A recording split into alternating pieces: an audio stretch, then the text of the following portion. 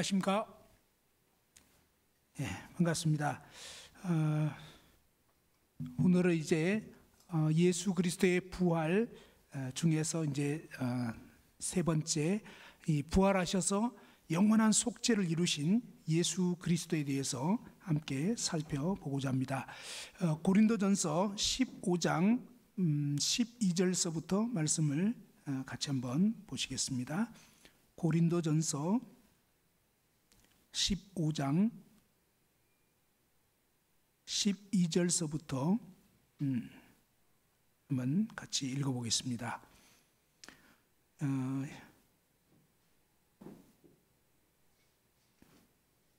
이 고린도전서는 이제 그 예수님이 부활 승천하신 후에 약 한 30년 그 정도 지났을 때의 상황입니다. 이때는 아직 그 예수님의 죽으심과 그 다음에 죽은 자 가운데서 부활하신 예수님을 목격했던 그런 목격자들 대다수가 살아있는 그런 때였습니다. 물론 일부는 이제 주님 나라에 가셨고요. 자, 이러한 상황이 되었는데 이 고린도 교회에는 이 예수님의 부활을 부인하는 그러한 거짓 교사들이 들어왔습니다. 그래서 이 부활에 대해서 좀 믿지 못하는 이러한 현상들이 일어난 상황이 있었습니다. 그 부분에 대해서 이 사도 바울은 고린도전서 15장 말씀을 통해서 예수님의 부활이 얼마나 놀랍고 분명한 사실인가를 증거한 것입니다.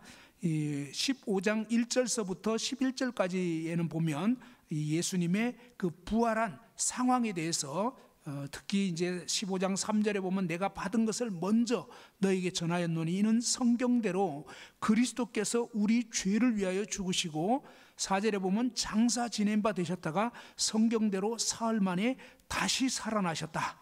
그리고 이 살아나신 예수님께서 이 수제자였던 베드로에게 보이셨고 또 12제자에게 보이셨고 그 후에는 500여 형제에게 일시에 보이셔서 대다수는 지금까지도 살아있다.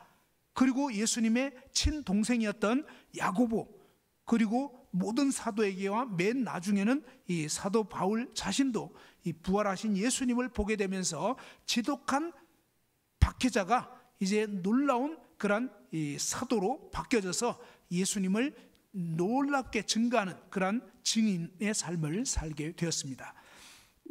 자, 12절에 보면 그리스도께서 죽은 자 가운데서 다시 살아나셨다 전파되었거늘 너희 중에서 어떤 사람들은 어찌하여 죽은 자 가운데서 부활이 없다 하느냐.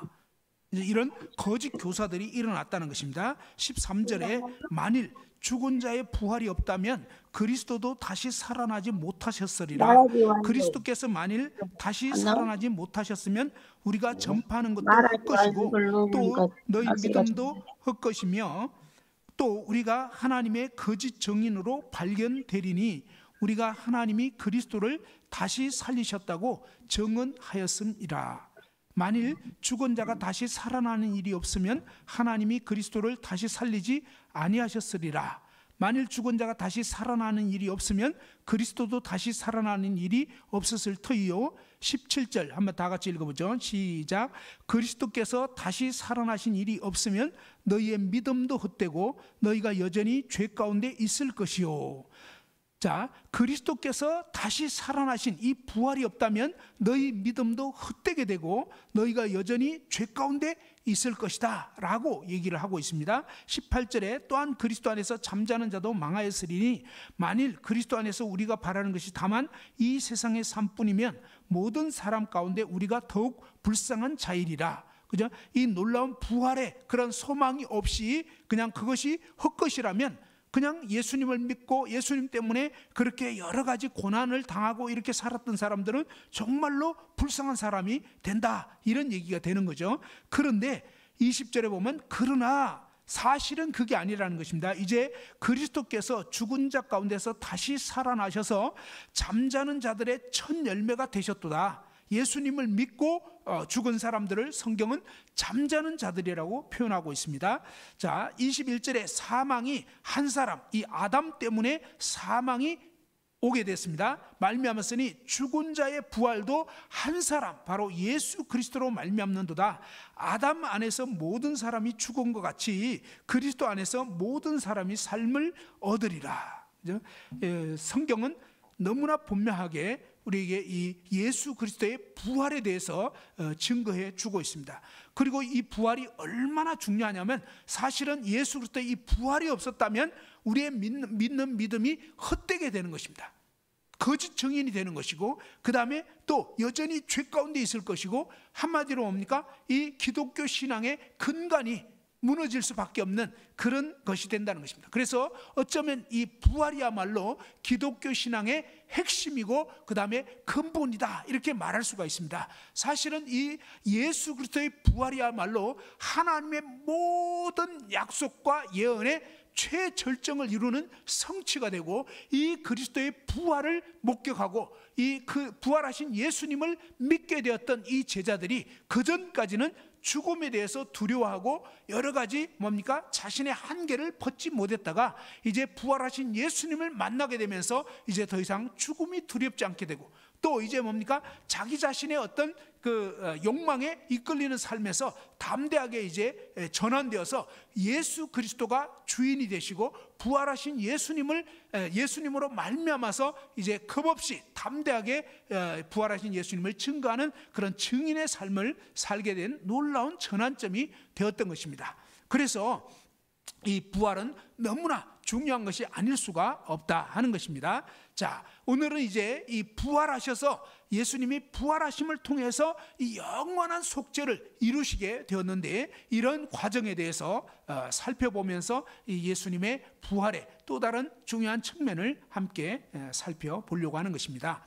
히브리서 9장 22절에 보면 율법을 따라 거의 모든 물건이 피로써 정결하게 되나니 피 흘림이 없은즉 죄 사함이 없느니라, 이렇게 말씀이 되어 있고요.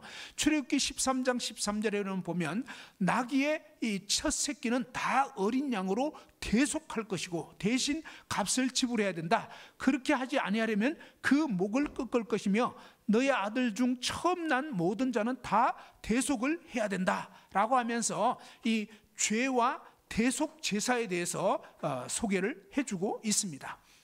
인간이 죄를 짓게 되면서 로마서 6장 23절에는 보면 죄의 삭시 사망이라고 그랬습니다. 그리고 이 죄의 대가로 말미암아서 이 죄는 결국 그 값을 치러야 되는데 피 흘려 죽는 것이다 라고 히브리서 9장 22절에 알려주고 있습니다. 창세기 3장 15절에는 이 범죄한 우리 인간이 범죄하게 되었을 때 하나님께서는 여자의 후손을 보내주시겠다, 구원자를 보내주시겠다, 이런 약속을 하셨고, 창세기 3장 21절에는 보면 바로 범죄한 아담과 하와를 대신해서 한 죄 없는 짐승이 피 흘려 죽게 되고 그 짐승의 가죽을 벗겨서 아담과 하와에게 입혀주는 이 대속, 대신 죄를 갚는 이런 제사의 하나의 그림과 같은 그런 일을 하나님이 직접 행해 주셨습니다. 그렇게 해서 이 허물 가운데서 스스로 자기의 죄를 가릴 수 없었던 아담과 하와가 하나님의 이 놀라운 이 짐승으로 대속해 주신 그 일을 통해서 이제 이 하나님 앞에 설 수 있도록 된 그런 장면이 나옵니다. 성경을 보면 이 출애굽기 20장서부터는 또 이 율법에 대해서 나오는데요. 이 율법은 대표적인 율법의 계명이 10계명입니다. 10가지 계명. 자, 이 10가지 계명뿐만 아니라 율법은 굉장히 세부적으로 들어가면 무려 10만 가지가 넘는 그러한 여러 가지 그 조항들이 있습니다. 이러한 율법을 단 하나라도 어기면 지옥에 갈 수밖에 없는 그러한 죄인이라고 하는 것입니다. 그런데 이 율법을 주신 하나님께서는 어떻게 하셨냐면 출애굽기 25장에 율법과 더불어서 이제 곧바로 성막을 주십니다. 이 성막은 무엇이냐면 출애굽기 25장 8절에 보면 이런 말씀이 나와 있습니다. 내가 그들 중에 거할 성막을 그들이 나를 위하여 짓되 무릇 내가 너에게 보이는 모양대로 장막을 짓고 기구들도 그 모양을 따라 지을지니라 라고 하면서 하나님께서 이 성막을, 이 성소를 어떻게 짓게 하셨냐면 무릇 하나님이 너에게 보이는 모양대로 이 장막을 지어라. 그죠? 성막, 성소, 장막, 회막 이런 여러 가지 표현이 나오지만 사실은 같은 것을 의미합니다. 자, 이 장막을 짓고 기구들도 그 모양을 따라 지을지니라 하면서 성막 안에 여러 가지 기구들이 있는데 그 기구들도 본 모양대로 이렇게 지으라고 했습니다. 어디서 봤냐면요, 바로 하늘에 성소가 있었다는 거예요. 하늘에 성막이 있었던 거예요. 그 성막을 모세가 보고 이제 뭡니까? 이 지상에다가 그 성막의 모양을 짓도록 한 것입니다. 그것이 출애굽기 25장서부터 쭉 나와 있습니다. 자, 성막의 모양을 한번 잠깐 볼 수 있으면 좋겠는데요. 잠깐 한번 띄워주시면 좋겠습니다. 자, 성막이 어떤 모양으로 되어 있는지. 이 성막에 와서 이스라엘 백성들이 이 죄를 지었을 때 흠없는 짐승을 이렇게 끌고 오는 것입니다. 여기에 보이시죠? 자, 장작도 가져오고 그 다음에 또 그 짐승, 양, 이런 소나 양이나 비둘기나 이런 짐승을, 이제 흠없는 짐승을 가지고 옵니다. 그렇게 해서 이 성막에 이 빨간색으로 되어 있는 이 문을 통과해 가지고 들어가면 앞에 이렇게 보이는 것이 뭐냐면 번제단이라고 하는 네모난 정사각형의 제단이 있죠. 여기에 바로 이제 뭡니까? 이 흠없는 짐승을, 죄를 지은 사람이 그 짐승의 머리에 안수하고 그 다음에 이 짐승을 잡아서 짐승의 피가 흘려지면서 이제 각을 떠가지고 제단 위에 올려놓고 장작불로 막 밑에서 불 펴가지고 완전히 잿더미가 되도록 이렇게 하는 것이 뭐냐면 이 짐승 제사로 자신이 지은 죄를 짐승이 대신 짊어지고 대신 피 흘려 죽고 대신 완전히 이제 뭡니까? 불살라지는 하나님의 이 진노 가운데 들어가는 것을 나타내 주는 것입니다. 자, 이런 제사를 지낸 다음에 이 짐승의 피를 가지고 이제는 뭐냐면 뒤에 보이는 집이 있는데 이 집을 성막이라고 합니다. 성소라고 합니다. 앞부분은 성소, 뒷부분은 지성소 이렇게 되는데, 자, 다른 장면 한번 보여주시죠. 예, 여기 보면 이제 나와 있죠. 성막에 이렇게 그 바깥 뜰이 있고 그 다음에 이제 그 텐트가 있는데 그 집이 있죠. 거기에 보면 앞부분은 성소고 앞부분은 거룩한 장소, 뒷부분은 지극히 거룩한 장소. 하나님의 거룩한 임재가 머무르는 장소가 바로 지성소, 지극히 거룩한 곳, 이런 뜻입니다. 자, 그 다음에 또 한번 보시면, 예, 이렇게 이제 되어 있죠. 아까 그 성소와 지성소 안으로 들어가면 이렇게 금으로 쫙 이렇게 되어 있습니다. 그리고 이제 그 안으로 들어가면 처음에 들어갔을 때는 성소인데 성소에는 이제 떡상이라고 12덩이의 떡을 두는 그 상이 있고 거기에 떡을 이제 매번 갈아 놓습니다. 그리고 이제 또 맞은편에는 일곱 금 촛대가 있습니다. 이 촛대에 불을 밝히게 되어 있고요. 그 다음에 이제 왼쪽에 보니까 거기에는 이제 분향단이라고 해서 향을 사르게 되어 있습니다. 요게 이제 바로 거룩한 장소인 성소고, 여기에는 이제 일반 제사장들이 와서 이렇게 이제 계속 그 성소의 그 직분을 감당합니다. 매일같이 떡을 갈고 그 다음에 향을 사르고 또 이제 그 금향단에 그 촛대에다가 또 이제 그 기름을 넣어서 계속 이제 촛불이 타오르도록 이렇게 하는 것입니다. 그리고 이제 보면은 이 성소와 지성소 사이에 가로막혀 있는 또 이제 이 휘장이 있습니다. 천이 있어요. 아주 두꺼운 천이 이렇게 내려져 있는데 이 휘장이 무엇을 상징하냐면 바로 이 성소 쪽은 인간 쪽을 나타내는 거고 지성소 쪽은 하나님의 거룩한 임재, 하나님이 계시는 곳을 상징합니다. 그래서 이 인간과 하나님 사이에 어떤 휘장이 가로막혀 있어가지고 이렇게 휘장이 되어 있어가지고 인간이 하나님 앞에 나아갈 수 없도록 어떤 경계선이 되어 있습니다. 또 인간 편에서 보면 어떤 인간과 같기도 하고 또 하나님 편에서 보면 하나님이신, 사실은 이 휘장은 성경에 보면 예수 그리스도를 상징해 주는 것입니다. 예수 그리스도는요 사람이시기도 하면서 그분은 하나님이시기도 합니다. 그런데 이 휘장이 이제 예수 그리스도의 죽으심을 통해서 하나님과 인간 사이에 막혔던 휘장이 찢어지면서 위로부터 찢어져서 이제 우리 인생들이 하나님께 예수 그리스도를 의지하여 나아갈 수 있도록 그렇게 하는 것입니다. 그리고 요 이제 지성소에는 보면 법궤라고 있는데 천사가, 두 천사가 이렇게 날개를 펴고 법궤를 쫙 쳐다보고 있습니다. 근데 이제 법궤의 그 뚜껑을 속죄소라고 하는데, 거기에 뭐냐면 바로 대제사장이 1년에 딱 한 번 그 지극히 거룩한 지성소 안으로 들어가서 이 흠없는 그 속죄 제물의 피를 가지고 들어가서 어떠냐면 거기에다가 속죄소 뚜껑에다가 이 피를 붓는 것입니다.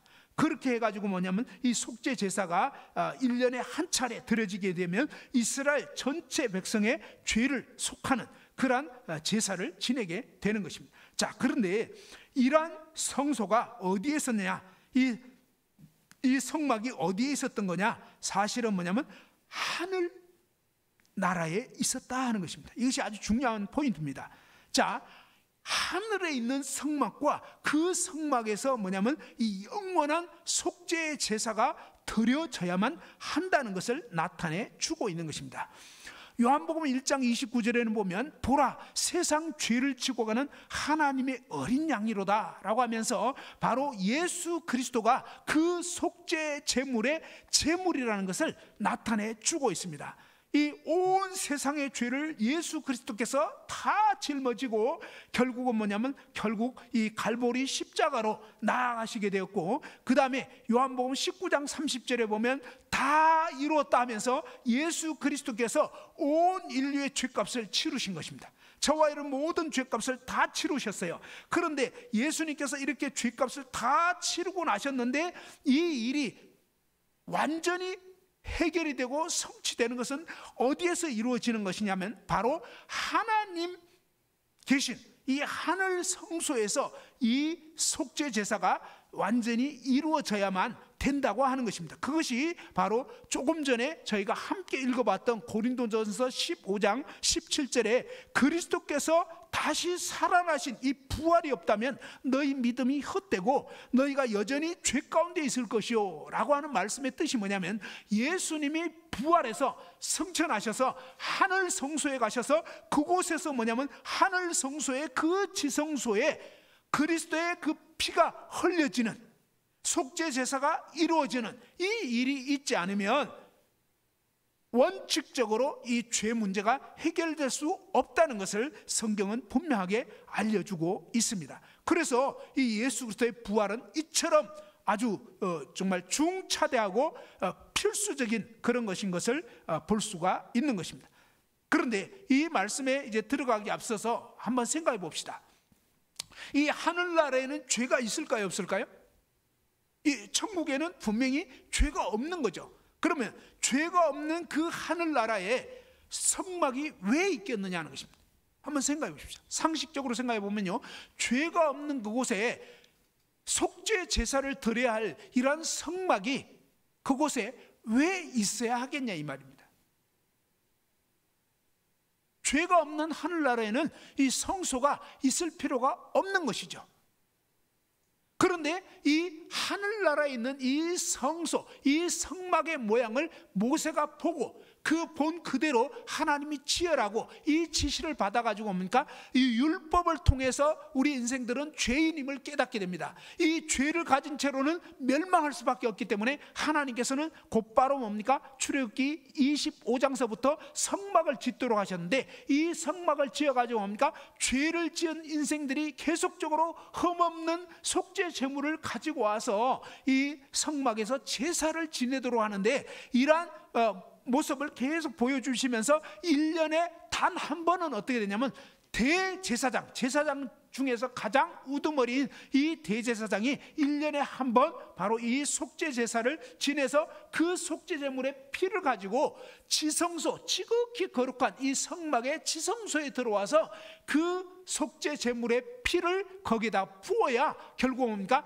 1년 동안 지은 모든 이스라엘 백성들의 죄가 속해진다, 이런 의미라는 것입니다. 그런데 이것이 뭘 뜻하냐면 바로 하늘나라에 있는 성소, 하늘나라에 있는 성막을 나타냈다라고 하는 것입니다. 이것은 모형이었다는 것입니다. 자, 히브리서 말씀 한번 보십시다. 히브리서 8장 5절. 자, 히브리서 8장 5절에 보면요, 이렇게 되어 있습니다. 히브리서 8장 5절, 찾으신 분은 같이 한번 읽어보죠. 히브리서 8장 5절입니다. 시작. 그들이 섬기는 것은 하늘에 있는 것의 모형과 그림자라. 모세가 장막을 지으려 할 때에 지시하심을 얻음과 같으니 이르시되 삼가 모든 것을 산에서 내게 보이던 본을 따라 지어라 하셨느니라. 그죠? 이 이스라엘 백성들이 섬겼던 것은요, 하늘에 있는 것의 모형과 그림자였다는 것입니다. 모세가 이 장막을, 이 성막을 지으려 할 때에 지시하심을 얻음과 같으니 삼가 모든 것을 산에서 너에게 보이던 본을 따라 지어라 라고 하면서 하늘에 있는 그 성막의 모습을 본따 가지고 지상에서 뭡니까? 그 성막을 만들어 가지고 짐승 제사를 드렸는데, 이것은 뭐냐면 모형이었다는 것입니다. 그러면 진짜는 뭐냐? 바로 하늘에 있는 그 성소가 진짜다 이 말이죠. 그런데 하나님께서는 뭡니까? 이 하늘의 이런 성소를 미리 하나님이 만들어 놓으셨다는 것을 볼 수가 있는 것입니다. 이것이 무슨 뜻이냐 하는 것입니다. 이것이, 자, 히브리서 9장 말씀 한번 보죠. 히브리서 9장 11절에 보면 이렇게 되어 있습니다.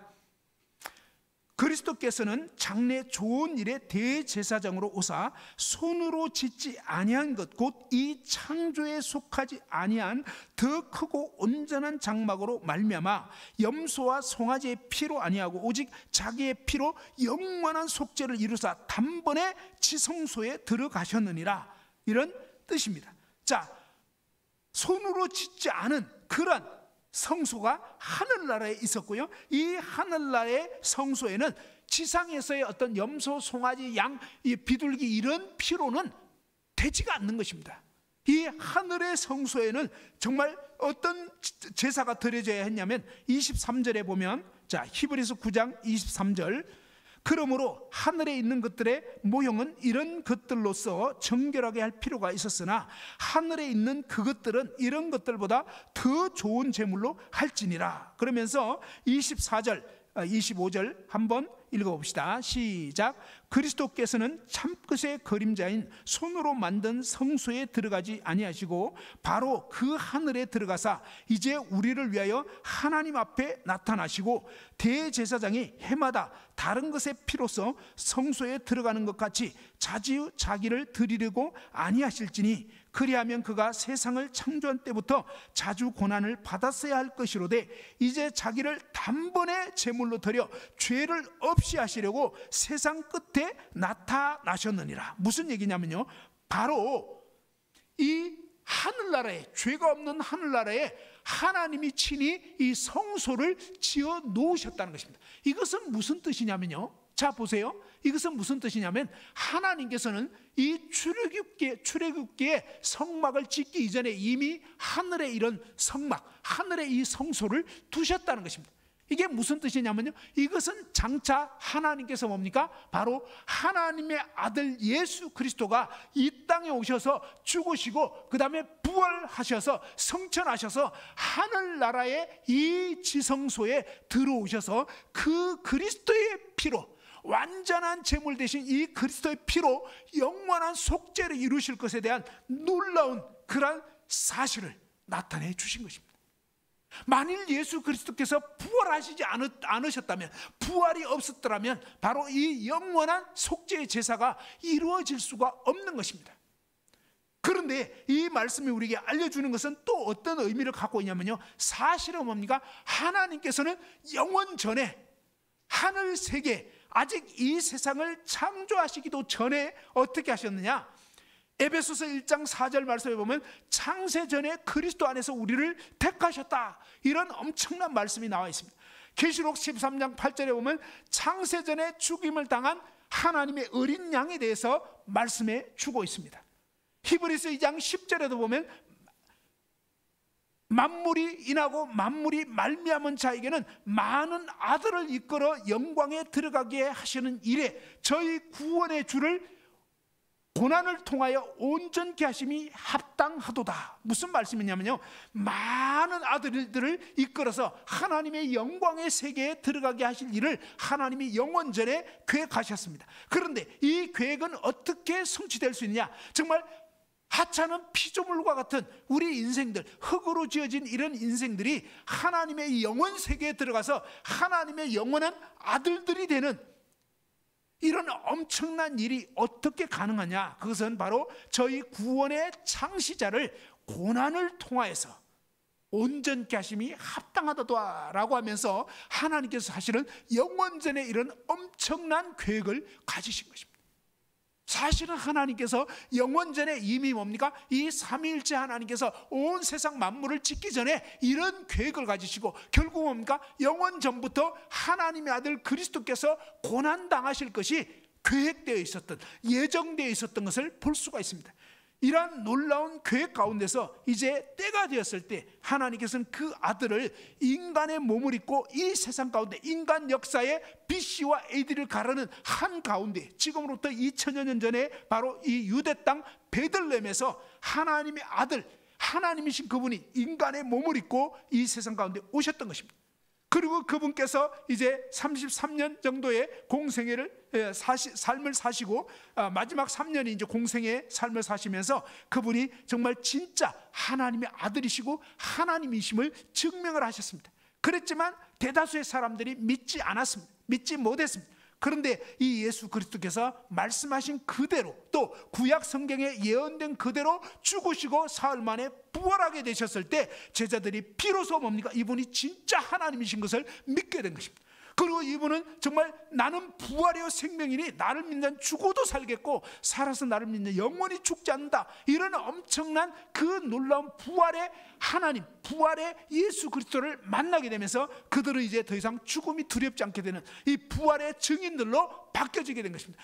그러면서 뭡니까? 그동안 이 예수님을 믿지 않았던 그런 죄를 회개하고 예수 그리스도를 참으로 자신의 생애에 자신의 마음의 진정한 주인이요 또 하나님으로 모셔드리게 된 것입니다. 그로 인해서 뭡니까? 그 인생의 주인이 자기 자신이었을 적에는 죽음이 두렵고 여러 가지 욕망에 이끌리고 돈에 사로잡히고 정말 이 여러 가지 죄악에 이끌렸지만, 그러나 이제 뭡니까? 자신이 주인된 그 삶을 회개하고 예수 그리스도 그분이 내 인생의 주인이고 그분이 내 삶을 주장하는 그런 식으로 이제 정말 예수 그리스도를 주와 정말 구주로 그리고 그리스도로 왕으로 하나님으로 영접하게 되고 그분을 순종하게 됐을 때 그때부터 뭡니까? 놀랍게 변화된 새 삶을 그리스도가 그 안에서 사시는 그런 삶을 살게 된 것입니다.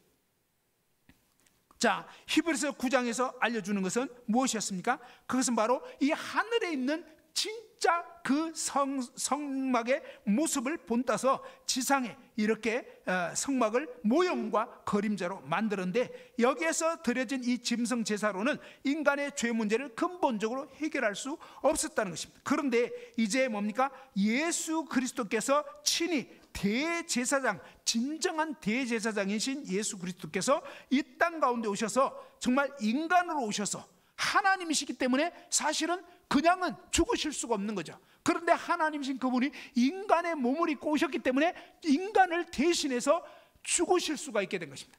그런데 그분은 또한 뭡니까? 하나님이시기 때문에 죽은 자 가운데서 이제 뭡니까? 성령의 능력으로 하나님께서 그를 죽은 자 가운데서 다시 살리심으로 사도행전 17장 30절 31절에 보면 이에 그를 죽은 자 가운데서 다시 살리심으로 모든 사람이 믿을 만한 그런 증거를 주셨다는 것입니다.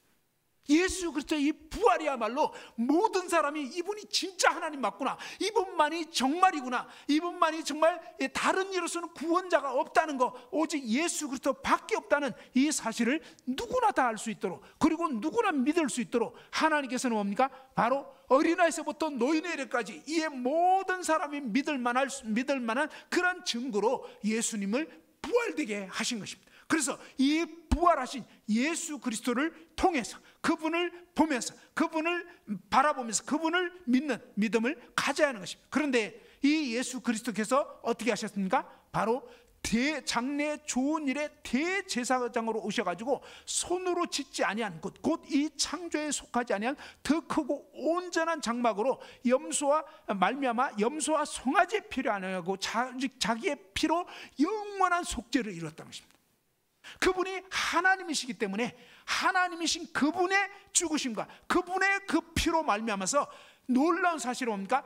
영원한 속죄를 이뤘다는 것입니다. 영원히 우리의 죄악을 없이 하셨다는 것입니다. 그리고 단번에 뭡니까? 지극히 거룩한 하나님의 존전에, 아버지 하나님 존전에 들어가신 것입니다. 지성소에 들어가셨다.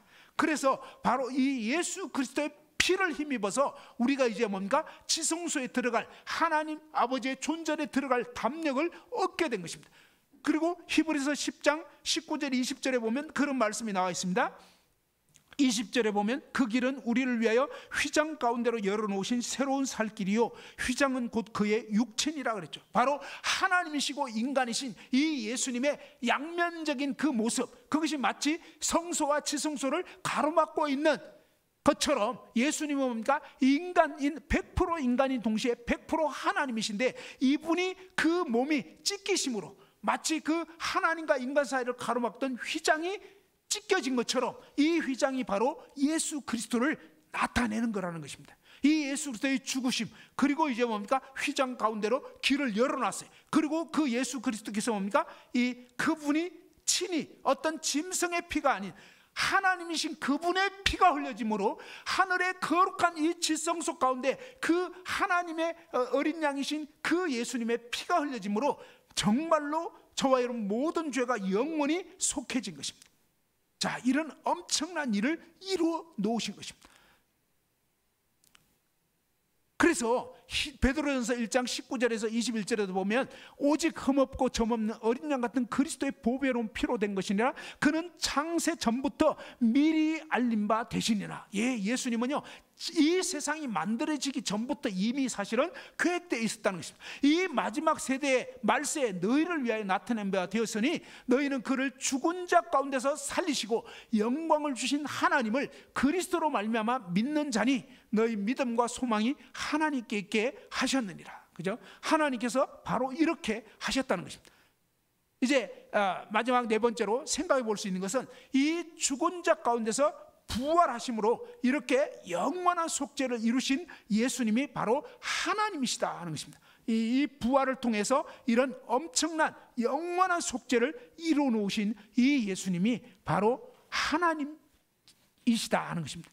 그래서 이 하나님이신 예수 그리스도, 부활하신 이 예수님을 이제 뭡니까? 확실하게 영원한 속죄를 이루신 이 예수 그리스도를 믿으셔야 되는데, 하나님께서는 어떻게 하셨느냐? 이 예수 그리스도의 이 영원한 속죄를 이루어 놓으시고, 로마서 이제 14장 9절에 보면 하나님께서 예수 그리스도를 부활케 하신 그 이유가 뭐냐 이것입니다. 로마서 14장 9절에 보면 이를 위하여, 한번 다 같이 읽어볼까요? 로마서 14장 9절 시작. 이를 위하여 그리스도께서 죽었다가 다시 살아나셨으니 곧 죽은 자와 산 자의 주가 되려 하심이라 그랬습니다. 자, 이 예수 그리스도께서 죽은 자 가운데서 부활하신 그 이유가 뭐냐? 7절에 보면요, 로마서 14장 7절 우리 중에 누구든지 자기를 위하여 사는 자가 없고 자기를 위하여 죽는 자도 없도다. 우리가 살아도 주를 위하여 살고 죽어도 주를 위하여 죽나니 그러므로 사나 죽으나 우리가 주의 것이로다. 사실은 뭡니까? 이 부활하신 예수 그리스도께서 이제는 뭡니까? 그분이 우리 삶의 주인이 되셔서 살아도 죽어도, 길 갈 때나 무엇을 할 때나 잠잘 때나, 그죠? 먹을 때나 입을 때나 항상 이제 뭡니까? 예수님이 나의 주인이 되셔서 그 예수님과 함께 사는, 그분을 순종하는, 그분을 영원하게 하는 이런 삶을 살게 하시려고 이를 위하여 그리스도께서 죽었다가 다시 살아나셨으니, 부활하셨으니 곧 죽은 자와 산 자의 주가 되려 하심이라. 하나님 아버지께서는 예수 그리스도의 이 부활을 통해서 이제는 뭡니까? 예수 그리스도를 저와 여러분 모두의 주인이 되게 하시려고 부활되게 하셨다는 것입니다. 그런데 우리 인간이 범한 죄가 뭐냐? 우리 인간이 그동안 지은 죄를, 근본적인 진짜 죄가 있는데 그것이 뭐냐면 바로 요한복음 16장 9절에서 알려주고 있는 것입니다. 죄에 대하여라면 그들이 나를 믿지 아니하며. 사실은요, 우리 인생이 지은 죄가 뭐냐? 근본적인 죄는요, 바로 하나님을 떠난 거였습니다. 에덴 동산에서는 어떻게 됐습니까? 바로 생명나무 대신 생명나무로 상징되고 있는 하나님은 저버리고 선악을 알게 하는, 하나님 떠나서 내가 주인 돼서 내 마음대로 살게 하는 그런 선악과를 먹어버린 거, 이것이 뭡니까? 하나님 저버린 거예요. 그런데 이 죄를 지을 때 어떻게 짓게 됐다고요? 사탄 마귀가 너희가 이 선악과를 먹는 날에는 하나님과 같이 된다. 그죠? 사실 사탄 마귀가 이 하늘 세계에서 처음으로 죄를 짓고 하늘 세계에서 쫓겨나서 지상에 이 마귀와 그 타락한 악령들이 들어오면서 이 세상이 지금 어둠 가운데 처하게 됐습니다. 사탄 마귀는요, 자기가 지원받은 존재인 마귀가 자기가 하나님 되려고, 하나님 자리를 차지하려고 하다가 결국 그 교만한 마음을 먹고 교만한 시도를 함으로 하늘 세계에서 쫓겨나게 돼서 결국 뭡니까? 이 사망이 초래되게 된 것입니다. 사망이 오게 된 거예요. 죄로 말미암아 사망이 왔습니다. 그 다음에 이 사탄 마귀는 바로 저와 여러분에게도, 우리 인간에게도 동일하게 자신이 지은 죄를 짓게 한 것입니다. 그게 뭐예요? 바로 선악과를 먹게 할 때 네가 하나님같이 된다. 지금까지 여러분 누가 주인 돼서 살아오셨습니까? 누구의 생각대로, 누구의 판단대로, 누구 좋을 대로, 누구 기분대로 살아왔냐. 바로 저와 여러분 자신은 내가 내 자신을 주인 삼고 내 판단, 내 어떤 뭡니까? 내 감정, 내 기분, 이렇게 하면서 뭡니까? 나 온통 이 내가 주인 돼서 살아온 이것을 하나님은, 그게 바로 하나님을 대적한 죄라고 하는 것입니다. 그리고 이제 뭡니까? 지금도 예수 그리스도를 주로 삼으셨는데 그럼에도 불구하고 뭡니까? 예수님을 거부하는 것입니다. 여전히 뭡니까? 내가 주인 노릇하려고, 내가 하나님 노릇하려고 이 예수님을 거절하고 이 예수님을 배척하고 정말 영원한 속죄까지 다 이루어 놓으시고 이제 그 예수 그리스도를 정말 주인으로, 하나님으로 영접하라고, 받아들이라고 그렇게 하는데도 불구하고 내가 주인 노릇하고 싶기 때문에 이 예수님을 믿지 않고, 믿지 않는다는 것은 예수님을 주인으로 받아들이지 않는 것입니다. 거부하는 것입니다. 그러면서 여전히 뭡니까? 내가 주인 노릇하는, 이것이 얼마나 무섭고 끔찍한 사탄적인 죄인가를 깨닫고 진정으로 회개하고 이제 뭡니까? 예수 그리스도를 나의 주, 나의 하나님으로 모셔드려야 한다는 것입니다. 그분을 믿어야 한다는 것입니다. 그것이 바로 성경에서는 회개하고 복음을 믿으라는 것입니다. 사도행전 처음부터 보면은 이제 뭡니까? 바로 이 회개하고 예수 그리스도를 믿으라고 베드로가 오순절 성령 강림 때 이 이스라엘 백성들에게 외쳤습니다. 너희가 십자가에 못 박은 이 예수 그리스도를 하나님이 주와 그리스도가 되게 했다. 근데 그들은 뭡니까? 예수님이 하나님인지 몰랐습니다. 그래서 십자가에 못 박아 죽였습니다. 왜? 신성 모독한다고.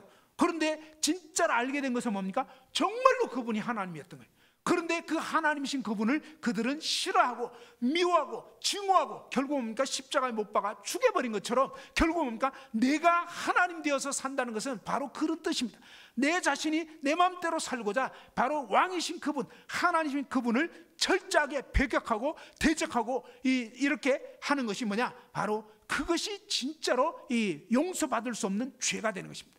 그래서 이제 요한복음 16장 9절에서 성령께서 지적하시는 진짜 죄, 그건 뭐냐? 지금까지 저와 여러분이 지은 모든 죄악들은 다 용서했어요. 영원한 속죄를 이루어 놨어요. 그런데 뭡니까? 이 일을 이루신 부활하신 예수님을 주인으로 회개하고 주인으로 믿지 않는 이거에 대해서는 대책이 안 서는 것입니다. 그것은 정말로 멸망할 수밖에 없는 것입니다. 그래서 성경은 처음부터 예수님 공생에 들어가셨을 때 처음부터 뭡니까? 회개하고 복음을 믿으라고 한 것입니다. 세례 요한도 뭡니까? 회개하라, 이제 천국이 가까웠다 그러면서 바로 이 예수 그리스도를 믿어야 할 것을 말씀해 주고 있습니다. 그동안 여러분 주인 노릇한 그 죄를 회개하고 이제는 뭡니까? 영원한 속죄를, 이 죽은 자 가운데서 부활하셔서 승천하셔서 하늘 지성소에서 이제 영원한 그 속죄를 이루신 이 부활하신 예수 그리스도, 이제 하나님 우편 보좌에 앉으신 이 예수 그리스도를 이제 그동안 여러분이 하나님 노릇하면서 주인 노릇한 죄를 진정으로 회개하고 이 예수님을 여러분의 주와 구주로 여러분 중심에 모셔드리고 이제는 뭡니까? 깨든지 자든지 정말 이 예수 그리스도와 함께 동행하면서 그분을 늘 주인으로 모시고 그분을 순종하는 여러분이 다 되시기를 바랍니다. 잠깐 한번 기도드리겠습니다. 하나님 아버지 하나님께서 아담의 유전한 죄 가운데 태어나서 일생 동안 죄만 짓다가 영원한 지옥 불못에 떨어질 수밖에 없는 저희 인생들을 위하여 아버지 하나님께서 영원 전에 아들 예수 그리스도로 말미암는 이 놀라운 구속의 계획을 가지시고 이제 하나님의 때에 하나님의 아들 예수 그리스도를 이 세상 가운데 보내주셔서 인간의 몸을 입고 오게 하시고 우리 주님께서 십자가에 친히 피 흘려 돌아가심으로 또 이제 죽은 자 가운데서 사흘 만에 부활하심을 통하여 하늘로 승천하셔서 이제 저희들의 모든 죄를 영원히 속하심으로 영원한 속죄를 이루신 놀라우신 주 예수님을 오늘 이 시간 바라보게 됩니다.